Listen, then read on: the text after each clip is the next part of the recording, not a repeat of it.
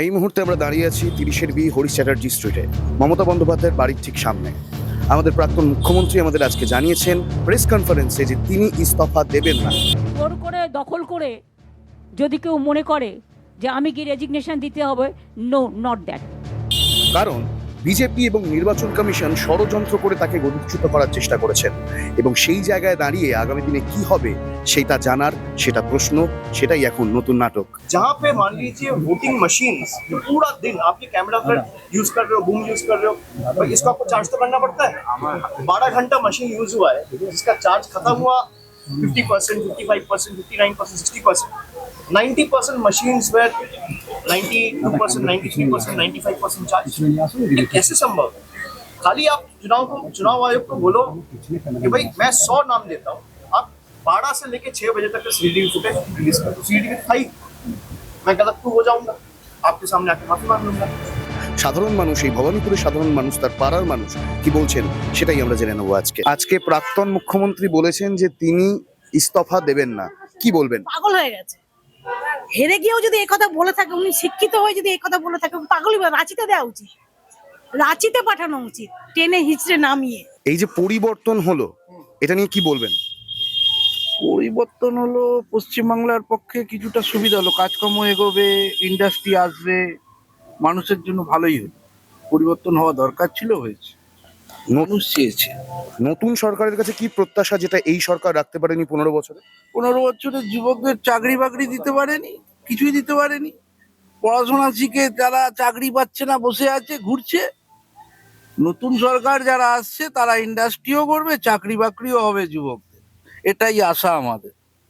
বেশ, আজকে যে মমতা ব্যানার্জি প্রেস কনফারেন্সে বলেছেন উনি ইস্তফা দিতে চান না, এটা একটা ষড়যন্ত্র বিজেপি এবং নির্বাচন কমিশনের, কি বলবেন এই ষড়যন্ত্রের ব্যাপারে?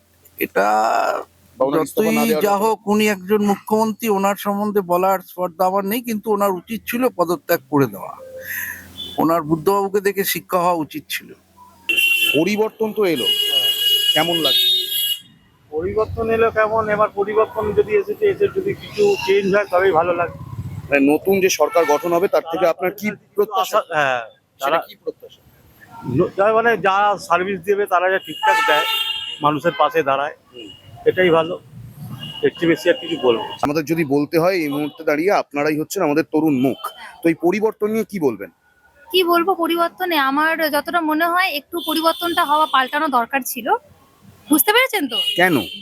এই কারণে আমার মানে এই যা জেনারেশন চলছে, এত মানুষের, এত মেয়েদের যে রেপ হচ্ছে, এত মানুষেরা চাকরি পাচ্ছে না, ভাতা পাচ্ছে, ঠিক আছে যারা ভাতা পাচ্ছে ভালো, কিন্তু আমার মতামত হচ্ছে একটু পাল্টানো খুব দরকার ছিল। আর আপনার এই দেখি এবার জয় শ্রীরাম তো এসছেন, এরপরে পরিবর্তিত আমরা কি করতে পারি বা আমরা কি ওনার থেকে কি কি পাচ্ছি, সেটাই, কি প্রত্যাশা রাখছেন নতুন সরকারের কাছে? অনেক কিছু যে আমরা চাকরি পাই, ভালো আমরা চাকরি পাই, তারপরে আমাদের যত আরো যারা যারা মেয়েরা আছে নাকি 8টার পরে বেরোতে পারবে না, একটু স্বাধীনতা ভাবে আমরা বাঁচতে চাই, ঠিক আছে। আপাতত এইটুখানি আছে, আরো অনেক কিছুই রয়েছে, দেখা যাক কি হয়। বলছি যে এই যে পরিবর্তন হলো, কেমন লাগছে? পরিবর্তন তো ভালোই লাগছে। মানে এই পরিবর্তন চেয়েছিলেন?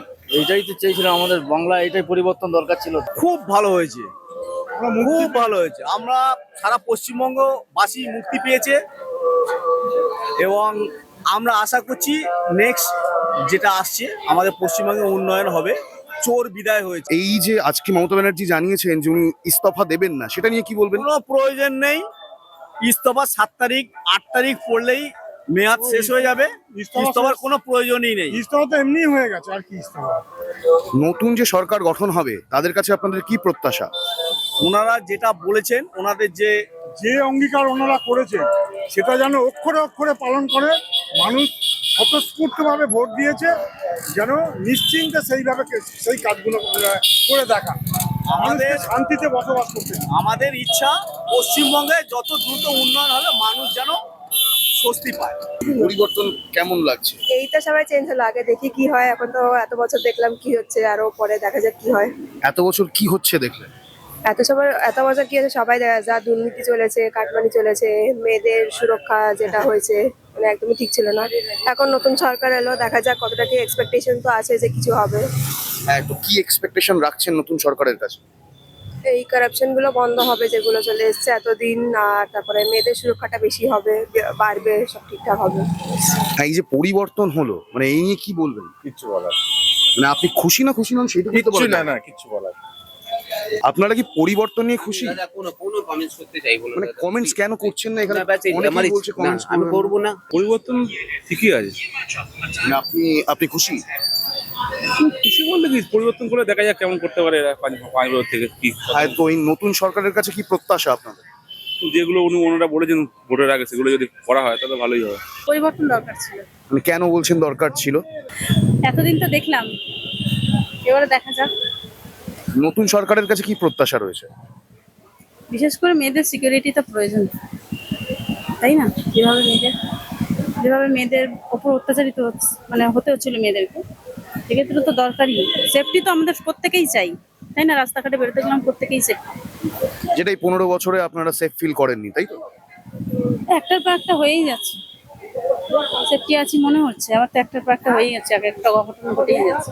15 বছর কি ভালো ছিলেন না? না না না, ভালো খেতে ছিল ভালো ছিলেন না? না। আর কেন যদি একটু বলেন? কেন, অনেক আপত্তি ছিল, অনেক রাস্তা বেরোতে হচ্ছিল। আপনার মতামত যদি জানি যে এই 15 বছর কি এমন পাননি যেটা প্রত্যাশা করছেন? অনেক কেস আছে, অনেক কেস দেখতে পাচ্ছি।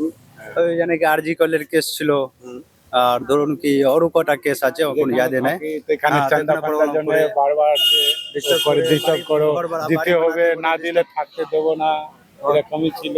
আপনি এই বিধানসভার ভোটার তো? তো এই যে পরিবর্তন এলো কি বলবেন?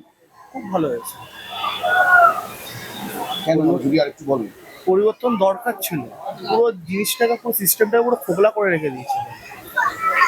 আপনার বয়স কত? তার মানে আমরা মোটামুটি একজন জেনজির সাথেই কথা বলছি। তো আপনার এই নতুন যে সরকার আসছে তার কাছে আপনার কি প্রত্যাশা? দেখুন, আমি চাইবো যে সবকে ভালোভাবে যত্ন করে করে চলুক জিনিসটা, কারোর জন্য কোনো রকম প্রবলেম না হয়, এছাড়া কিছু না। আচ্ছা, উনি আপনার বাবা তো? জেঠু। আচ্ছা, আপনার কাছে যদি একটু আসি, আমি আপনি তো অনেক আমি পুরনো কিছু এখানকার। বলবো না, আমি বলবো না দাদা। কেন, মানে কারণ না, কি? না। মানে এখানে অনেকেই বলছে কমেন্ট করবে না, আমি এখানে কোনো করতে ভয়ের পারবো ব্যাপার না। আছে? না, না। কমেন্ট করা বারণ? না না, সামনে তো পার্টি অফিস আছে বা অন্য কিছু আছে, বা ইচ্ছা এক চত্বরে সবাই তৃণমূল, বুঝলেন না? এবার যদি উনি যদি কমেন্ট করে, পরবর্তীকালে ওনার প্রবলেম যদি ফেস করতে হয়, তার জন্য তো কমেন্ট করছেন। এই যে আজকে মুখ্যমন্ত্রী বলেছেন উনি ইস্তফা দেবেন না, সেটা নিয়ে কি বলবেন? দেবে তো নিশ্চয়ই, না দিয়ে যাবে কোথায়? পরিবর্তন হলো, কেমন লাগছে? খুব ভালো লাগছে, খুব ভালো লাগছে। আমরা চেয়েছি তাই হয়েছে, জোর গলায় বলবো হয়েছে, ঠিক হয়েছে, কিচ্ছু খারাপ হয়নি। আমরা মরে যাচ্ছি এখানে, ব্যবসায় কিচ্ছু নেই। রোজ দিন সকালে আসি, রাত্রি 8টা বাজে বাড়ি গিয়ে 1 পয়সা চাকরি নেই। দেখি এবার আরেক সরকার এসে কি করে আমাদের জন্য। আমরা চাই, দেখতে চাই, 5 বছর তো করবে, এর থেকে তো বেশি কিছু করবে না, নাহলে আবার আমরাই পাল্টে দেবো। এই মুহূর্তে আমরা রয়েছি সেই বিখ্যাত কালীঘাটের স্কাই ওয়াকে। আজকে আপনারা শুনলেন যে সাধারণ মানুষ, ভবানীপুর কনস্টিটিউয়েন্সির সাধারণ মানুষ কি বলল। তারা অনেকেই কথা বলতে চাইছেন না, জানি না কিসের জুজু তাদেরকে ধরেছে। আবার অনেকে বললেন এই পরিবর্তন কেন খুব প্রয়োজনীয় ছিল। নারী সুরক্ষার কথা অনেকবার উঠে এলো আজকে। এখন প্রশ্ন, এই যে নতুন নাটক শুরু হয়েছে, মুখ্যমন্ত্রী পদত্যাগ করতে চান না, সেই নাটকের জল কতদূর গড়ায় সেটাই দেখার। ক্যামেরায় অজিতের সঙ্গে আমি দীপ্তজিৎ, বাংলা স্ফিয়ার।